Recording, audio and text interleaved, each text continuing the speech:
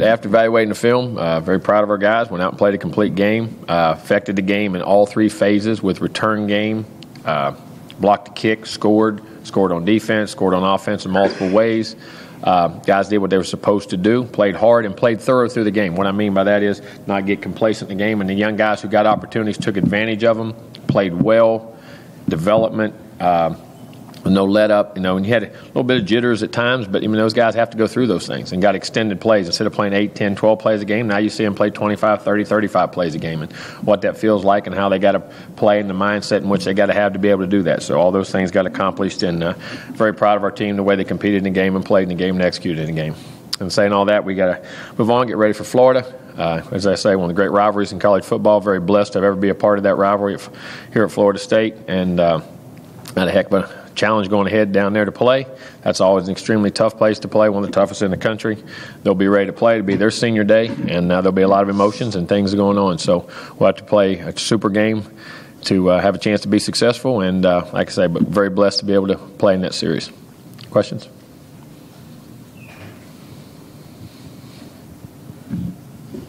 Jimbo, their performances at home seem to be different than they've been on the road. I mean, even the games they've lost, they've been really close games. Have you seen them play with more confidence or I think teams they've played, and of course you do. A lot of teams feel much more comfortable in their own venue. So, and it obviously seems like that with Florida, because again, they got a great home crowd. Stands are always got great crowd, great environment, great atmosphere. So it makes it good to play in. That's for sure. And they have played well.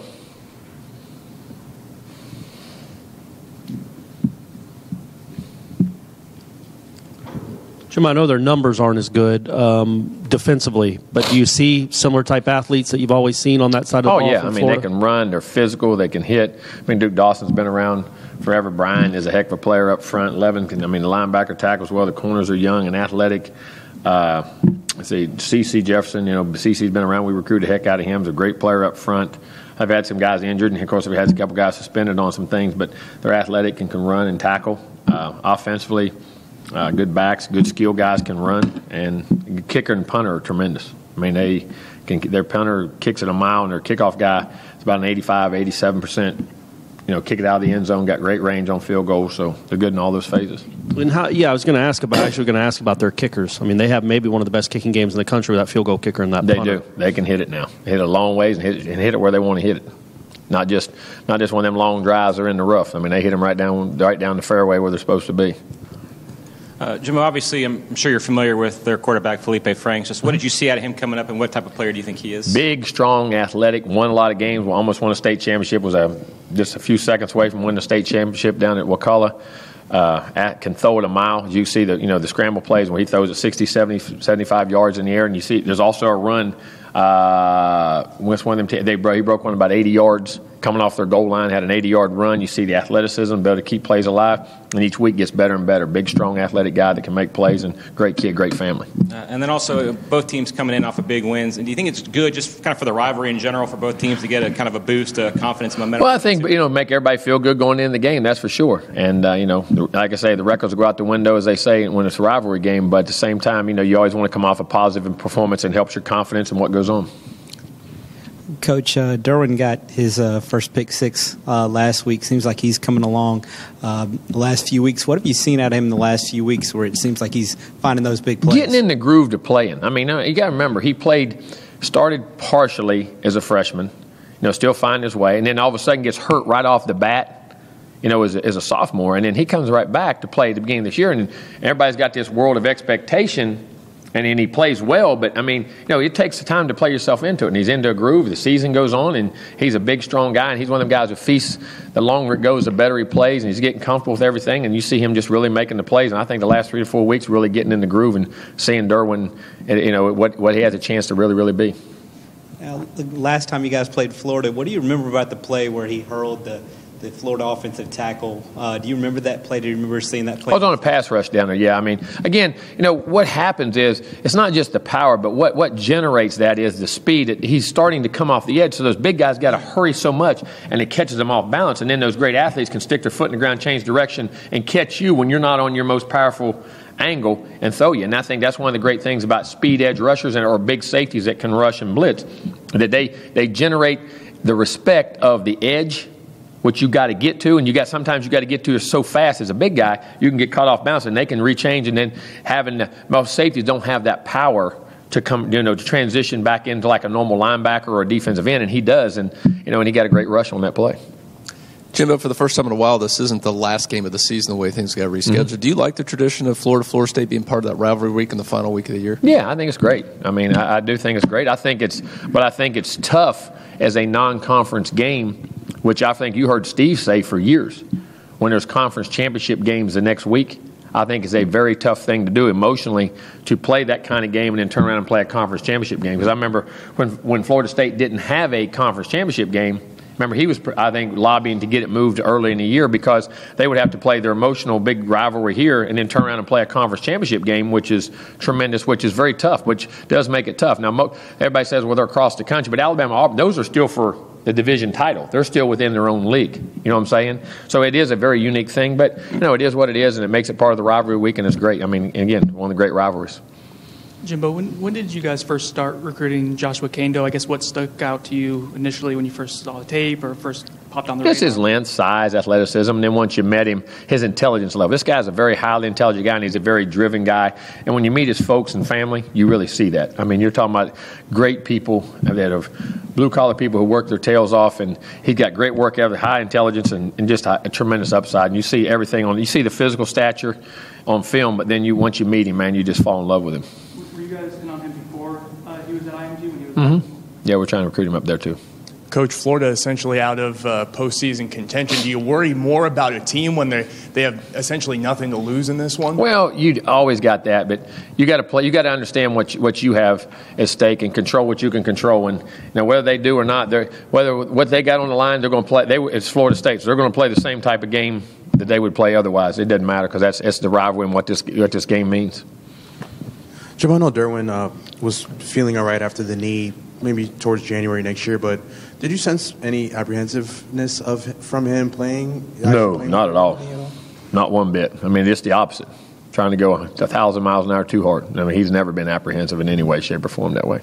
I know James played the first half, was pretty efficient. What were some things that you wanted to see him kind of work on based on his performance? Well, again, just making decision, process, managing the game, why you're going places, ball placement, how quick you're processing the game, what you're seeing, and when it's coming out of your hand, all those types of things, and, of course, the accuracy and finishing the plays. All right, we'll go to the phone now. Gary, go ahead. Yeah, Jimbo, we figured Randy Shannon as a combination of a player and coach has gone against Florida State 23 times in his career. And I wonder what you've always thought of Randy as an assistant coach and then as a recruiter in this game. He's got some longevity in this business. And what's your general thoughts about Randy? I thought he was excellent. I mean, I recruited South Florida for many, many years against him when I was at Auburn and LSU, and tremendous recruiter. Always, very tough to go. When you're going against one of the guys that Randy was recruiting, you had your hands full, and it was very tough to get him. As a coach, he's accomplished a lot as a coordinator. He's won national championships as a player, won them as a coach, won multiple national championships as a coach, I believe, there. And, I think one year won the Frank Broyles Awards, the outstanding assistant coach of the year, and did a great, has been a head coach and had success there too. So I think in all phases, Randy's, business. You don't stay in the business as long as he has accomplished what he's accomplished and done what he's done if you're not a heck of a coach. He's a great guy. He's a very good guy. I've known him a long time. Like Randy. I like Randy personally. And I think he's a good guy, a very good coach, his assistant, head coach, and all things in which he does. And regardless of what happens with the coaching situation here, it sounds like you have no doubt that Randy will land on his feet somewhere in a good position. Oh, yeah, Randy's been in this business too long and accomplished too much and has too good a reputation and people know him too good a guy. Most definitely will. Okay, thank you. You're welcome. All right, Chris, go ahead. Hey, Jimbo, how you doing? Good. How are you doing, Chris? Doing great. Talk about Rizzo and Constantino. What did they do? What did they bring to the game last Saturday? Because I know we had a very good game against Delaware State. What did they see? Well, J.J. Command did very good, 6 for 7, very efficient. First throws, they would just do it a little bit low, but then got in the groove and made good decisions, led our team, did well. And Jake did a great job getting in the game. It was great to get him an opportunity to get in the game. Like I said, that doesn't happen a lot, but you see Jake is a very talented, he has a great arm, and a very talented guy and a great kid. He works his tail off in practice, so it was great for those guys. And just talk about the Florida defense. Last week against Alabama Birmingham, they didn't give up a lot of rushing yards, only 3 yards. So what do you have to do to get the running game stacked? Well, I mean, you got to block them up front now. Brian and those guys, CC and those guys up front. I mean, all of them, 92, 90. I mean, you know, all those guys up front, 54 Clark. I mean, all those guys are big physical guys. Their backers play downhill very quickly, and they bunch the box. So we'll have our hands full, and we're going to have to run. Our backers are going to have to break tackles and run through arm tackles and play physical on their safeties, which they bring them down quickly in the box. Thanks, Jimbo. Thank you. Jimbo, in '98 at Auburn, was Terry? Did he resign before the season was over? In the middle of the season. You stayed on the staff, though. What kind of challenge is that to coach the final 4 or 5 games of a season? It's extremely challenging for your kids, the unknown, for them, keeping them together. You know, and them knowing, all right, who's my coach going to be, who's my assistant coach? I mean, you have no idea. It's an extremely challenging thing. And the big thing is, and then coaches. I mean, you got coaches who say, okay, do I finish the season? Am I looking for a job? All those types of things. And the thing you got to remember, do what's right for the kids. Do what's right for the kids, and that was the thing that was right. And it's, you know, because they have so much uncertainty around them, and they only get a 4-year window to be able to do this. So, you know, it was very good to keep those kids together, meet with them a lot, talk with them a lot, and try to keep them together so you can finish the season. You were a young coach, though. How did you handle it? Same way, just same way. Just did what's best for the kids. I always thought about things. You know, what's the right thing to do, and who's the most vulnerable here. And I've always said this: whether you're a coach, an AD, a writer, anything you got, none of y'all would have a job. We wouldn't have a job if it wasn't for the kids. That's what you're writing about. And at the end of the day, it's what it gets back to. Jimbo, do you remember a season, or have you had a season where you've played this many talented defensive lines? There's some you play every year, but between Alabama, Miami, and yeah, I have. I mean, that's just part of it. I mean, when you're in the South, everybody's got D linemen. When you're in the South, you're in the southeastern part. I mean, everybody's got them across the country, but there's nothing like the southeastern part of the United States. When you're talking about guys who put their hand in the dirt in the defensive lines, I mean, that's where, and the majority of them are recruited from here. For some reason, that's where they live, and a lot of them, and very good ones, and that makes it miserable on offense. I'll say that. Jimbo, early in the season, you seemed to kind of challenge Nooney to kind of, you know, take on a bigger role and improve his play, and it showed on the field throughout the last couple games.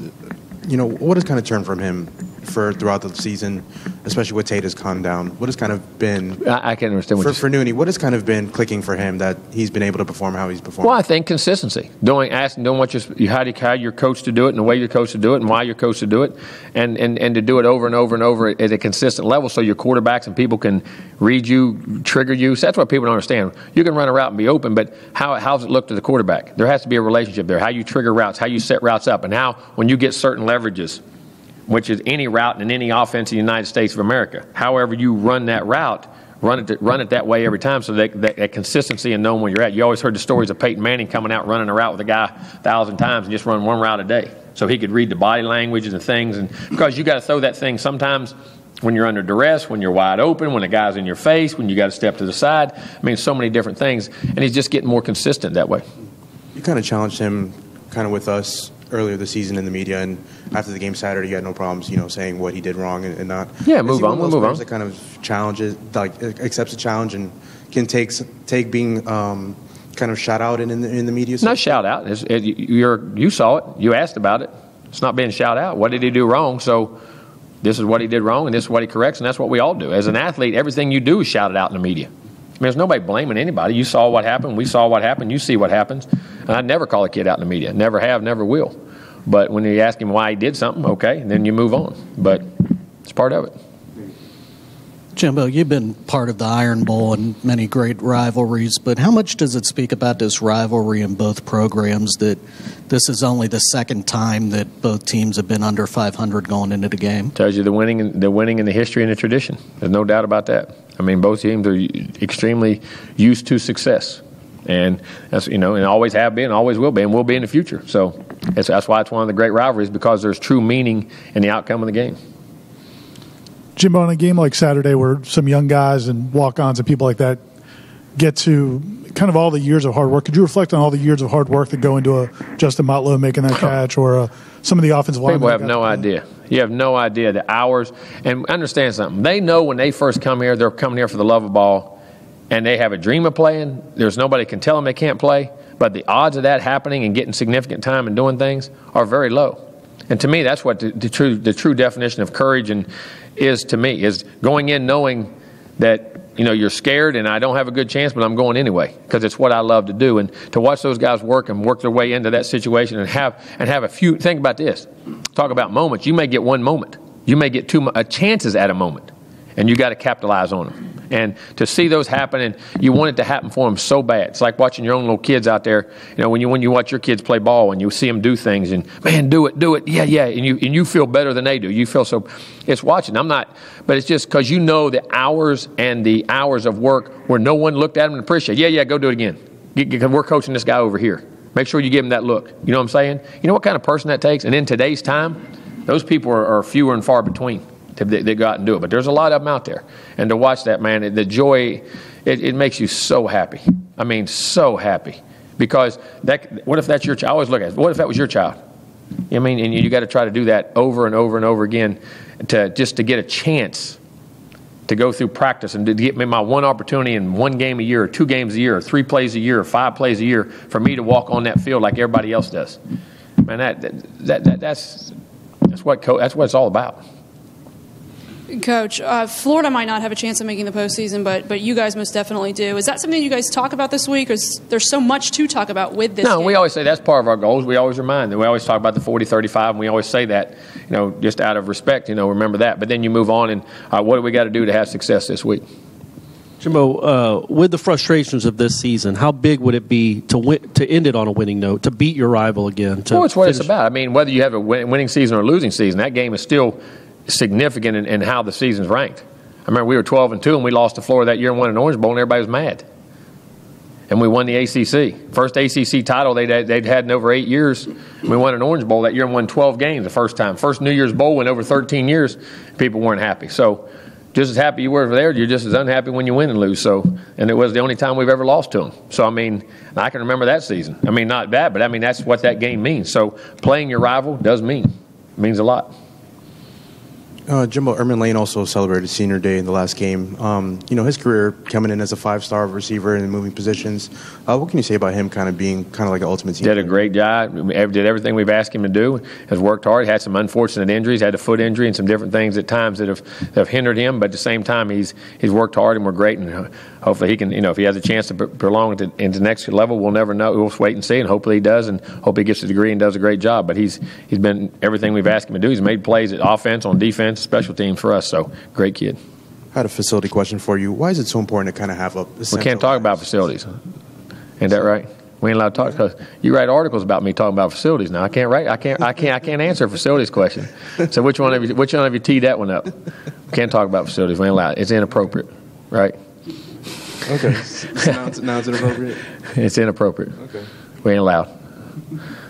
Corey said so. Corey said so. Your buddy in the Democrats said so. He's trying to get another article out there. See? Oh, okay.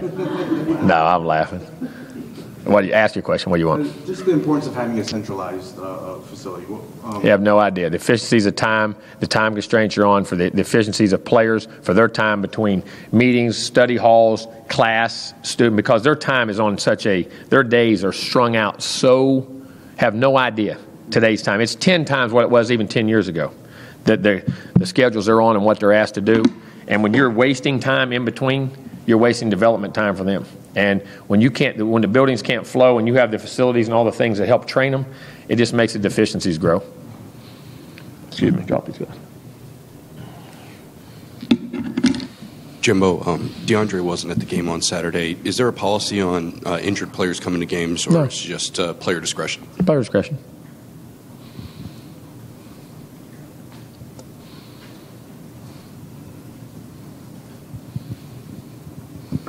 Just going back to Motlow for a second, just since the touchdowns happened and everything, how many texts or messages have you gotten on the significance of it and a Seminole catching a touchdown?